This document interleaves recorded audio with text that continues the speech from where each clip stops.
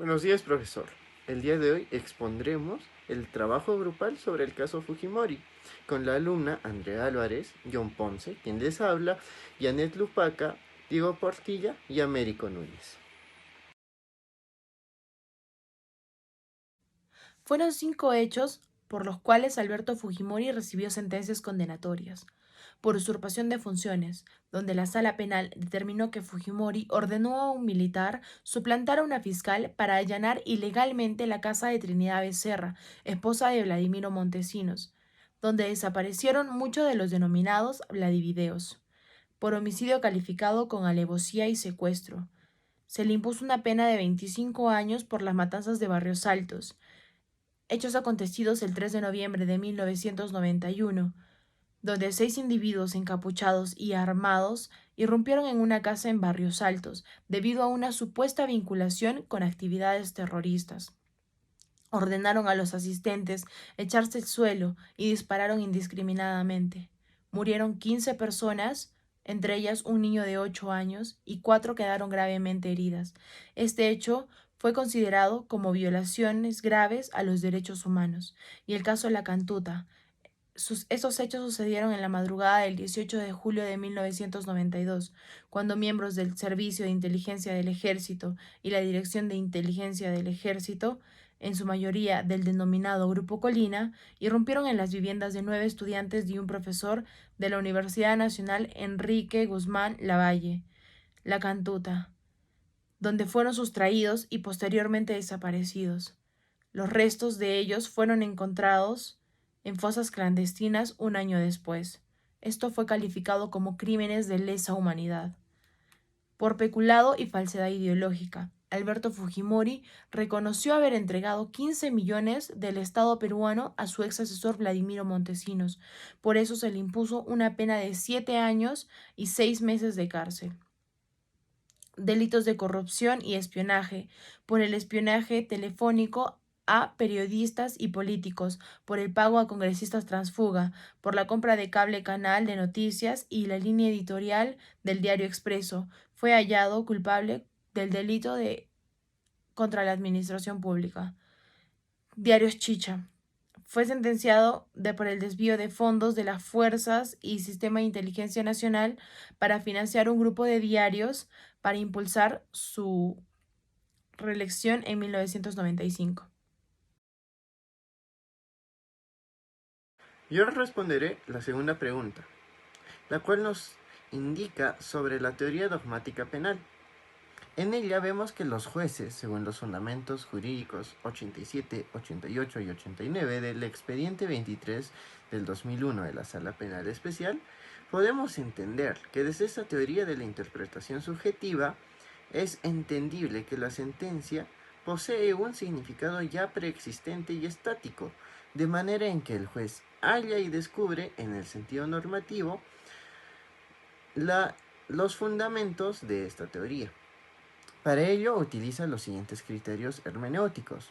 El primero, el auténtico, donde es parte del sentido normativo asignado al dispositivo por su propio autor, que se encuentra conforme a los incisos 1 y 2 del artículo 36 del Código Penal, que nos habla sobre la inhabilitación, y que de acuerdo con las penas limitativas del derecho y delitos contra la administración pública, peculado y contra la fe pública, falsedad ideológica, que según la Fiscalía calificó los hechos ambos en agravios del Estado, previsto en los artículos 387 y 428 del Código Penal respectivamente.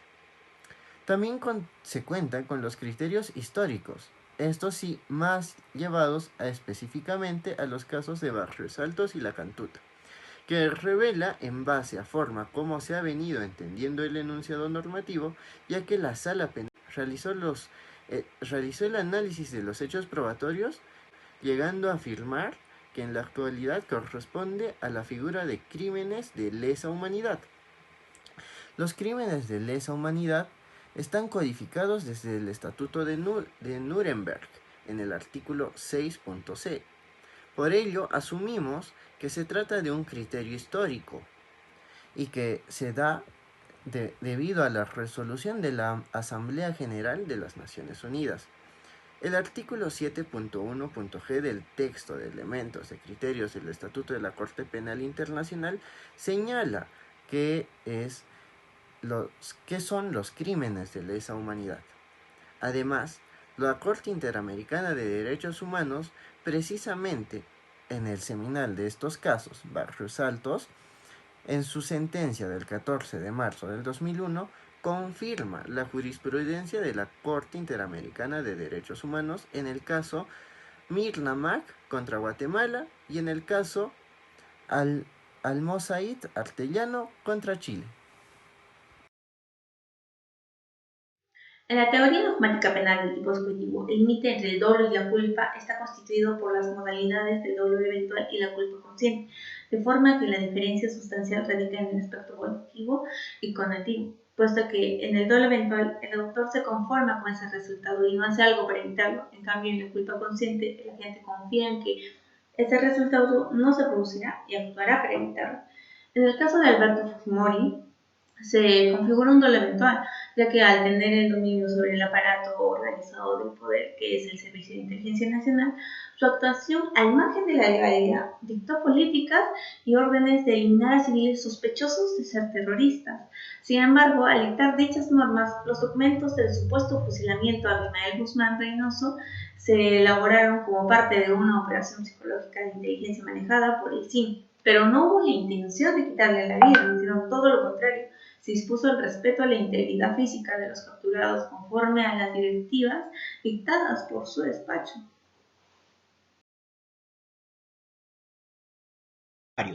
Pero hemos considerado que básicamente son destacables los tres siguientes. Ha sido sentenciado en base a indicios. Fue condenado por el delito de lesa humanidad. Fue considerado como autor mediato por dominio de la voluntad en un aparato de poder organizado.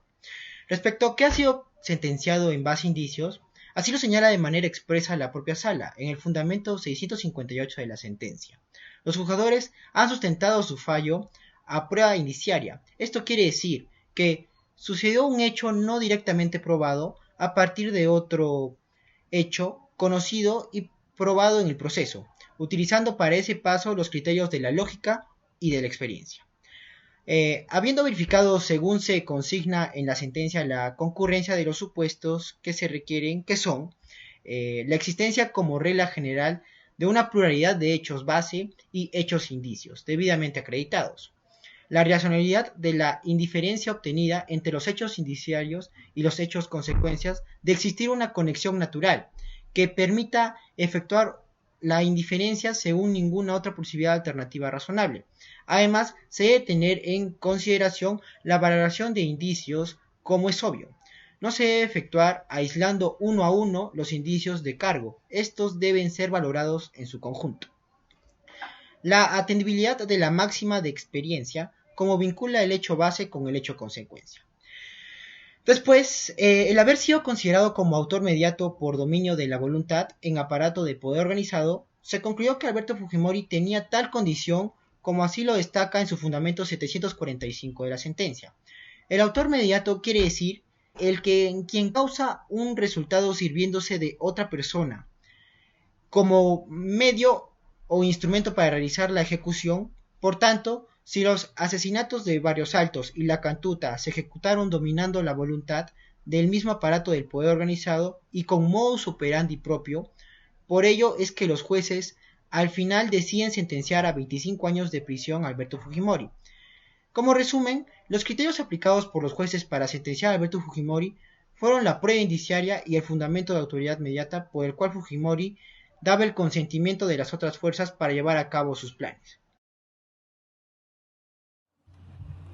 Bien, doctor, toca finalizar con la exposición expresando la opinión crítica del grupo acerca de la sentencia del expresidente Alberto Fujimori, quien fue sentenciado, como ya mencionaron mis compañeros, por 5 delitos. Los más importantes, a nuestro parecer, son los delitos por los casos La Cantuta y Barrios Altos, que fueron los delitos de lesiones graves y homicidio calificado. Alberto Fujimori debió ser condenado por una pena mayor a los 25 años que inicialmente se le impuso.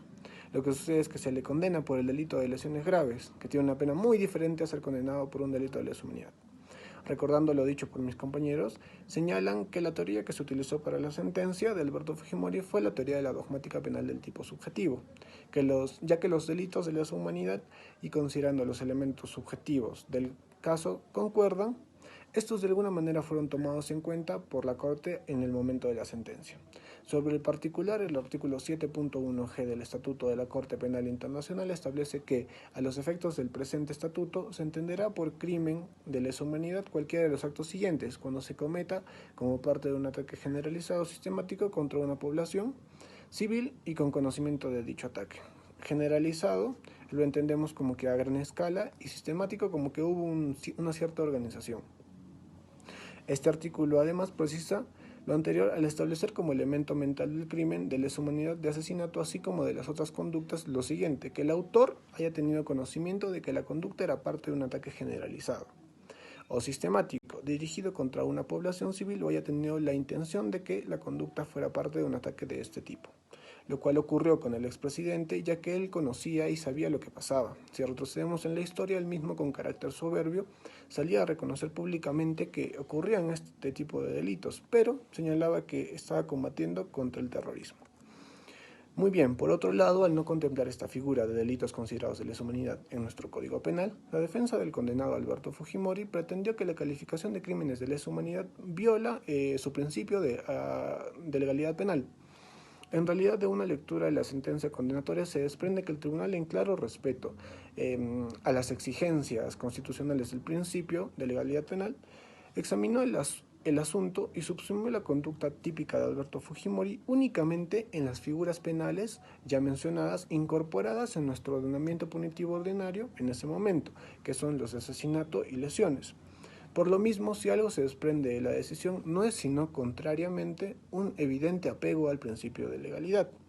Distinto es que el tribunal haya declarado que tales delitos de asesinato y lesiones graves, en atención a sus características, trasciendan, se puede decir, a un ámbito estrictamente individual o común y se adecúen plenamente a lo que internacionalmente y en el momento de su persecución se calificaba de crímenes de lesa humanidad, y por lo mismo hace suya dicha consideración al caso en concreto. Como consideración, la consideración de los delitos de asesinato y lesiones graves como crímenes de lesa humanidad en modo alguno contraria al principio de legalidad. El tribunal no cambia la subsunción típica de la conducta. Alberto Fujimori es a todas luces y para todo efecto condenado por asesinato y lesiones, cumpliéndose así las exigencias de la ley previa, ley cierta, ley estricta y ley escrita del principio de legalidad penal. El tribunal no inventa un nuevo tipo penal para calificar los mismos hechos de crímenes de lesa humanidad. Muchas gracias.